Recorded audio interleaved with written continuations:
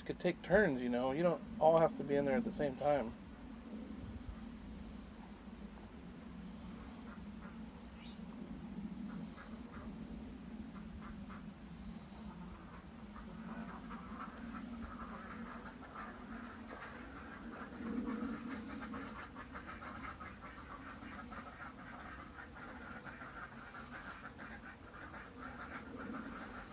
You guys are funny.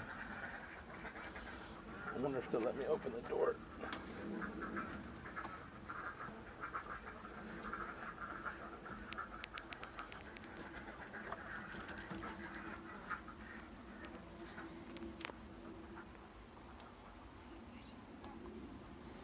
What a bunch of goobers.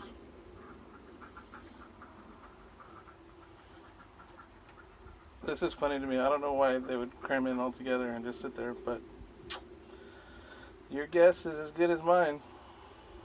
Check it out, Bubs. They're taking a bath. Maybe I should make the water deeper, huh? I don't know. I don't either. So yeah, maybe for you folks out there that are more experienced than us, how much water should we have in here? I think I got like an inch and a half. I was reading it shouldn't be like too crazy deep.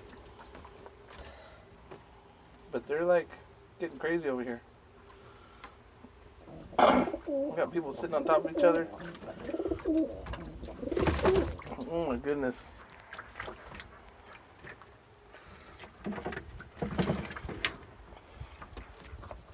They're literally splashing water on my phone. This is funny. Anyways, hope you guys have a good Saturday.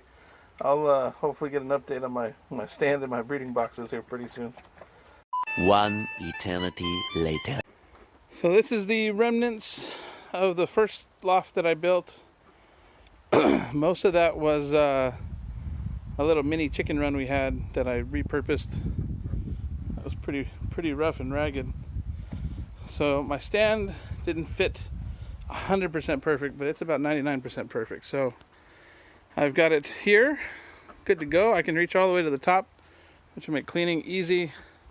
It's kind of tucked in behind our water well and our chicken pen.